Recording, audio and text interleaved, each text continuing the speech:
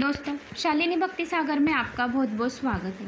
तो आइए जानते हैं आज परिवर्तनी एकादशी व्रत कथा।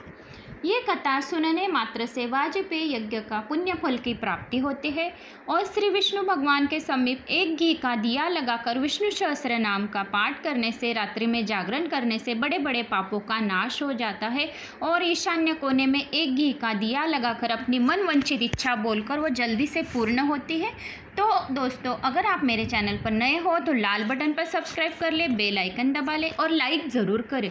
तो आइए जानते हैं भाद्रपद शुक्ल एकादशी की परिवर्तनी की व्रत कथा। युधिष्ठिर कहने लगे कि हे भगवान, भाद्रपद शुक्ल एकादशी का क्या नाम है, इसकी विधि तथा इसका महात्म्य कृपा करके कहिए। तब भगवान श्री कृष्ण कहने लगे कि इस पुण्य, स्वर्ग और मोक्ष को देने वाली तथा सभी पापों का नाश करने वाली उत्तम वामन एकादशी का महात्म्य मैं तुमसे कहता हूँ, तुम ध्यानपूर्वक सुनो। यह पद्या परिवर्तनी एकादशी जयंती एकादशी भी कहलाती है। इसका यज्ञ करने से वाजपेय यज्ञ का फल मिलता है। पापियों के नाश करने के लिए इससे बढ़कर कोई उपाय नहीं है। जो मनुष्य इस एकादशी के दिन मेरे वामन रूप की पूजा करता है, उससे तीनों लोग पूज्य होते हैं। अंत मोक्ष की इच्छा करने वाले मनुष्य इस व्रत को अवश्य करें। जो कमल नयन भगवान का कमल से पूजन करते हैं, वे अवश्य भगवान के समीप जाते हैं। जिसने भाद्रपद शुक्ल एकादशी को व्रत और पूजन किया, उसने ब्रह्मा विष्णु सहित तीनों लोकों का पूजन किया। अंत हरिवासर अर्थात एकादशी का व्रत अवश्य करना चाहिए।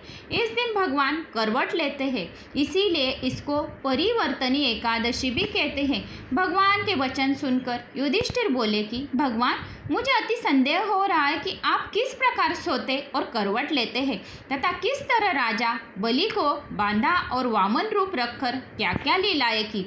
चातुर्मास के व्रत की क्या विधि है तथा आपके शयन करने पर मनुष्य का क्या कर्तव्य है, सो आप मुझसे विस्तार पूर्वक कहिए।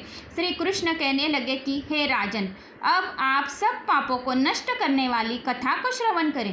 त्रेता युग में बलि नामक एक दैत्य था। वो मेरा परम भक्त था। विविध प्रकार के वेद सूक्तों से मेरा पूजन किया करता था और नित्य ही ब्राह्मणों का पूजन तथा यज्ञ के आयोजन करता था। लेकिन इंद्र से द्वेष के कारण उसने इंद्रलोक तथा सभी देवताओं को जीत लिया था। इसी कारण सभी देवता एकत्र होकर सोच विचार कर भगवान के पास गए।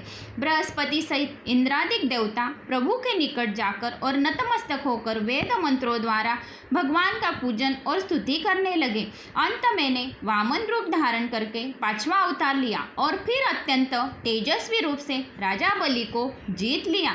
इतनी वार्ता सुनकर राजा युधिष्ठिर बोले कि हे जनार्दन, आपने वामन रूप धारण करके उस महाबली दैत्य को किस प्रकार जीता।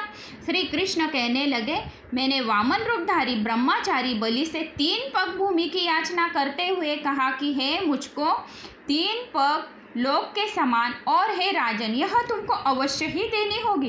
राजा बलि ने इसे तुच्छ याचना समझकर 3 पग भूमि का संकल्प मुझको दे दिया और मैंने अपने त्रिविक्रम रूपों को बढ़ाकर यहाँ तक कि भूलोक में पद, भूअरलोक में जंगा, स्वर्गलोक में कमर, महलोक में पेट, जनलोक में हृदय, यमलोक में कंठ की स्थापना कर सत्यलोक में उसके ऊपर मस्तक स्थापित किया। सूर्य, चंद्रमा आदि सब ग्रहण योग, नक्षत्र, इंद्रादिक देवता और शेष आदि सब नागगणों ने विविध प्रकार से वेद सूक्तों से प्रार्थना की। तब मैंने राजा बलि का हाथ पकड़कर कहा कि हे राजन, एक पद से पृथ्वी, दूसरे से स्वर्गलोक पूर्ण हो गए, अब तीसरा पग कहाँ रखूं। तब बलि ने अपना सिर झुका लिया और मैंने अपने पैर उसके मस्तक पर रख दिया, जिससे मेरा वह भक्त पाताल को चला गया। फिर उसकी विनती और नम्रता को देखकर मैंने कहा कि हे बलि, मैं सदैव तुम्हारे निकट ही रहूँगा। विरोचन पुत्र बलि से कहने पर भाद्रपद शुक्ल एकादशी के दिन बलि के आश्रम पर मेरी मूर्ति स्थापित हुई। इसी प्रकार से दूसरी क्षीर सागर में शेष नाग के पष्ट पर हुई है। हे राजन, इस एकादशी को भगवान शयन करते हुए करवट लेते हैं, इसीलिए तीनों लोकों के स्वामी भगवान विष्णु का उस दिन पूजन करना चाहिए। इस दिन तांबा, चांदी, चावल और दही का दान करना उचित है। रात्रि में जागरण कर विष्णु सहस्त्र नाम का पाठ अवश्य करना चाहिए। जो विधि पूर्वक इस एकादशी का व्रत करते हैं वे सभी पापों से मुक्त होकर स्वर्ग लोक में जाकर चंद्रमा के समान प्रकाशित होते हैं और यश पाते हैं। जो पाप नाशक इस कथा को पढ़ते हैं या सुनते हैं उनको 1000 अश्वमेध यज्ञ का फल की प्राप्ति होती है। जो कोई ये मेरी कथा का कथन करता है, सुनता है, पढ़ता है या किसी को बताता है उसको भी ये अश्वमेध पुण्य फल के सहस्र गोदान पुण्य फल की प्राप्ति होती है। तो दोस्तों, ये रही परिवर्तनी एकादशी की व्रत कथा। आपको मेरी ये कथा अच्छी लगी हो तो लाइक ज़रूर करें, चैनल पर नए हो तो सब्सक्राइब कर लें, ऑल पे क्लिक करें और ऐसी भक्तिदार वीडियो सुनने के लिए बने रहे शालिनी भक्ति सागर पर।